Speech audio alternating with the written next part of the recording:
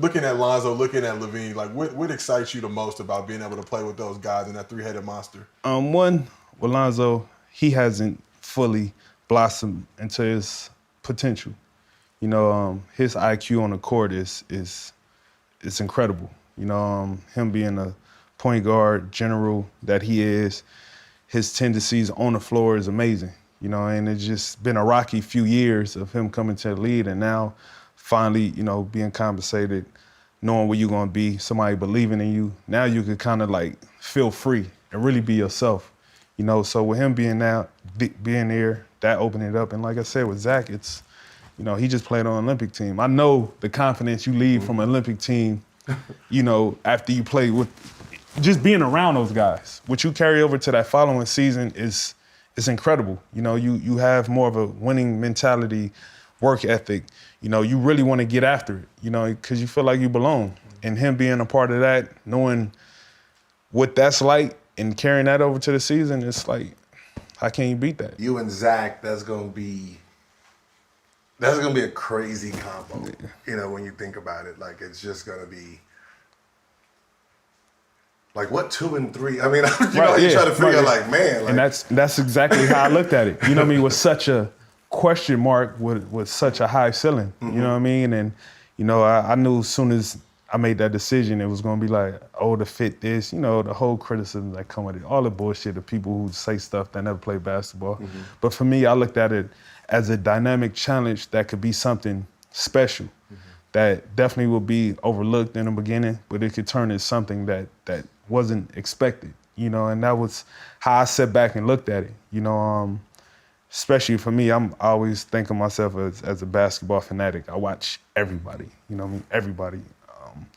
From the 15th man on the bench to the starters. That just been me my whole career. So watching him and seeing that opportunity be there, and just what you said, it was like me and Zach on the wing. How can this play out? Yeah, you know what I mean? And it becomes so intriguing to where it's like I couldn't turn down the opportunity. Were those dudes recruiting you at all? Were you talking to Zach before? I mean, that's the kind of thing I always wonder. Leading up to free agency, it seems like guys, now obviously in college you're getting the letters and all that good stuff from coaches, but now it's more players. Nobody wants to be caught up in tampering and all that good stuff. So Zach hitting you up like, yo, man, you got to come through and do this. We could really do something special. It really came from Vucevic. Okay. You know, that was my man, and for years, even when he was in Orlando, we always was trying to figure out, like, man, we need to play together. We need to play together. A lot of times it'd be like, you know, BS. Like, you know what I mean? But, you know, when the opportunity presented itself after he got traded to Chicago, we had a conversation during the season when we played them late in the season. It was like, look, you're a free agent. Let's see what we could do. You know what I mean? I'm like, I'm going to keep that on my radar. You know what I mean? And as things transpired, you know, it just started making more and more sense. Then having my conversation with Zach, and just everything else from there fell into place. The funny thing about like summer talks with friends, right? We have the best trades ever. Like, oh yeah. Like if you let the players put their teams together, man, every dynasty. Bro, like, but that's the beauty of it. Like from our perspective, we know that. You know what I mean? And just like the opportunities of just fucking making up a whole trade scenario and playing with guys, it'd be crazy. Like you know what I mean? Crazy because it's like we've done talk to each other, convinced like, yo, hey, in the summer we gonna come. Yeah. You talk to the team and they're like, yes. Because I remember the LeBron situation where he's in Cleveland, right? And D-Wade, he was like, yeah, you know, we on a boat together. We talking like, so everybody's thinking like D-Wade's going to the Cavs. Yeah. And it's like, we got done league before you. Right. Like, yeah. Wait, what? Yeah. Like we done spent 11 days together thinking this is about to happen. Which means is I'm never gonna be in foul trouble. So if you look at Booker and Chris Paul, the only time Booker was in foul troubles is when Dennis Schroeder was going off. Because now you have to guard that. But wait, isn't that simple basketball for any team, any situation? If I want to put an offensive player to work, go at him. Yeah, that's you. To stop a lion, you need a lion. You need someone just as aggressive, because you put pressure on each other. Now he's working on both ends of the court. So what ends up happening is if that offensive player is allowed to play one-sided basketball, meaning this guy is not a threat. Now you have a lineup which when people say, oh, the Lakers is this and this, true. It's the lineup more than the players. Here's why. If you have Anthony Davis and LeBron James, right? And then you have 3 non-shooters or 3 non-creators, right? You're gonna be in a corner, slot, right? While they're trying to do their pick and roll. With the other 3 players, we know you're not gonna backdoor, you're not gonna go for a lob, you're not gonna, if you do catch the ball, you're not gonna create anything, you're gonna pass it right back to those guys. That means 10 eyes are sitting on those 2 guys. So now it's 2 versus 5 on defense. Now you're talking about a 35-year-old guy. You have to work harder with that lineup. So when they say LeBron looks slow, yeah, he looks slow because he has to go through 5 guys all the time because they want spacing. Mm-hmm. No, it works the other way. You want it easier for LeBron, you put in better scores. And that's Bugatti, Honda means these Bugattis have to go 200 miles an hour just to keep it fair. What happens when one of those Bugattis is in the garage? Now one is in the garage. You don't put another Honda. That's what they got. No, they don't. They have scoring guys or aggressive scoring guys. With THT, he should have been in. He should have been playing 30. Like, I don't need someone that's going to play 30 minutes to give me 0 points. 30 minutes, 2 points. 29 minutes, 0. That is ridiculous. I do not need that output. You put 20, because the guy you're guarding in the same 29 minutes has 20-something points. So your good defense really didn't do anything if you scored 0. And what you're saying is if I average 30 and you hold me to 22, and you scored, good job, but you didn't do really anything to compensate on the other end. Yes. But let's look at the Lakers, because that's where everyone has the microscope, fully dialed in. Mm-hmm. And let's say this, they got exposed for what they don't have. One, because I look at the game from a chess standpoint. And I don't think they played chess in this matchup. You played Lakers basketball. You played, we need to be defensive stoppers. Isn't LeBron a defensive player? Mm-hmm. Isn't AD a defensive player? What more defense do you need? Huh? What more defense do you actually need? Shorter. Defensive player? How much defense did the Suns have? Mm-hmm. Who on that team is a lockdown defender? Chris Paul, that's it. Nobody else on that team is considered a defense to nothing. And you are an NBA team that scored 10 points in a quarter. In a 12-minute quarter, 10 points. So what are you doing offensively that gives you 10 points against a group that don't actually play defense? That is not Kawhi Leonard over there. That ain't Rudy Gobert over there. That ain't a Paul George over there. That ain't Klay Thompson over there. That ain't Draymond Green over there. And you managed to score 10, 15, and 16 in quarters? Because what you're doing offensively to your team. You got 4, if you want 4, think about it. You got Michael Jordan and you put 4 Dennis Rodmans on the court. What? How many points do you think they're going to score? I wouldn't even say that Michael Jordan, but even if you have Michael Jordan ain't gonna. He has to go through 5 guys now. It makes it harder. It's 5 against 1 now because these guys do not produce anything. Why are we guarding them? We're just gonna load up on Mike.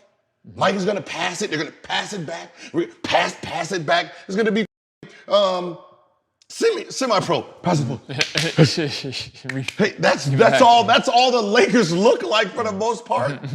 Like, so when I say chess, I'm sitting here like do something different. Like, if you know their whole scheme is controlling tempo. Chris Paul, the best point guard in history, assist to turnover ratio. Mm-hmm. That means he's gonna make the best possible play every single time down, right? And then you have Booker, a one-on-one juggernaut at the 1 and 2. Why? And then on defense, those guys don't have to guard anybody.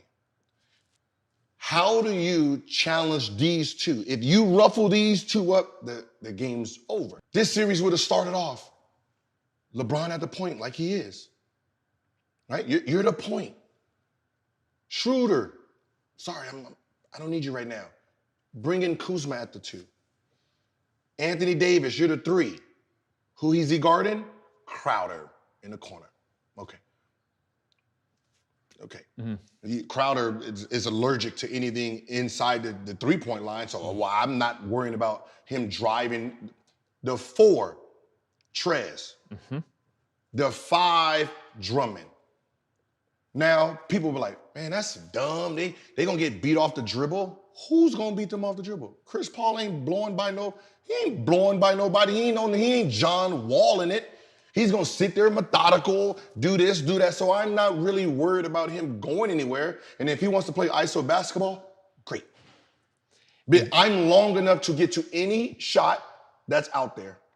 Any corner shot, I'm long enough to recover. If you even think about going to the basket, I have 5 guys that are jumping at that shot, right? But the biggest key, if you're the Suns, who are you sticking Chris Paul and Booker on? Okay, so there's a lot going on there. And what you're saying is that is the Lakers' basically death lineup. That's they should have gone with, right? Yeah. So first of all, let's acknowledge it. AD was injured. So what they needed to was adjust their lineup based on his injury. AD, I'm talking about before AD was injured, going into that series. So the question mark was, what happened with Trez? That's the guy. You had a 6th man of the year, lost for the series. That's where you could have, to me, that was you're a difference losing. maker. That's what I'm saying, because you're thinking, oh, he's a liability on defense. Like I said, you're using this as a liability. What about their liabilities on defense? Chris Paul got to guard LeBron or Kuzma post. Mm-hmm. Whoever he's not guarding, Booker has to guard. Mm-hmm. That means now Booker or CP3 has to actually play defense, and LeBron is going to put him in the post. You have to double. From there, it's slash to the basket, attacking that back line. Now that's a chess game. On their side, they're going to try to ISO to get you to move. Hopefully they're scoring so you can put the guards back in so they can go back to their advantage. You're staying big so you can keep it. It's chess. Mm-hmm. I'm pushing your strength with my strength and see who's wins. Yeah, see who's wins. Like right now, if I keep Schroeder in or Kuzma, KCP in or Caruso, they're not going to challenge Chris Paul and Booker. So Booker and them are just offensively But even how things started out, you would say that I'll put Schroeder against Chris Paul. And I don't want that. Who doesn't want that? I don't want that. Who doesn't want that? As a coach, I don't want that lineup. What does it get me? For the Lakers, you're basically saying we'll neutralize the head of their snake. How? How does that neutralize him? All he's gonna do is pick and roll, get Shooter off of him. Shooter's now with a big man, Aiden, right? But shouldn't you say I'll let... Think about it. Shooter's with an Aiden because they switch everything. Mm-hmm. So Shooter's down there with an Aiden. They're gonna pass it to Aiden, right? We got a double. You got to double that. Pass it back out. Chris Paul gets it. Wind down. Boom, boom, boom. Well, if Kuzma or LeBron is sticking what's the name, and then they do that pick and roll, there's no double ever. There's no double ever. So now you force Chris Paul to just be a one-on-one player, no rotations, which is going to turn into a jumper, step back jumper somewhere, because he's not athletic at this point to really get to the basket over all these guys. Same thing with Booker. Booker's going to be going against Kuzma, what's the name? Same thing. He's going to have to do this 1-2 pull-up because going to that basket, it's going to be a lot of bigs down there. So it makes their offense harder, but the key part of it is they actually have to play defense now. And that's the key. See, I knew it was a problem. The problem was last year. They didn't see it because they won a championship. Right? They won a championship. With a bigger lineup. No, it was the same thing. Well, I mean, yes, you still have Drummond, you still have Gasol, they still have bigs like that, but they used But what Dwight I'm saying and is, JaVale to an advantage. But you were playing. You lost 2 games to a mediocre team. Mm-hmm. Yeah. Mediocre at best. Like that's real. Like you see what happened this year. Like even take away this year, right? And people say like, Miami is nice. Miami's nice. Okay, if they're that nice, is anybody on that team a top 20 player? Right? We talked about that. The thing is they overachieve. Anybody on the top 20? No. Right? It's like you're trying to give away a championship with the lineups you're putting up. Like I was looking at lineups like, yo, how are you not complaining about this? Like I will be furious as an offensive player that your man is just sitting there doing this to me. Like damn, like back cut or something, do something. Like make him move. He's just looking.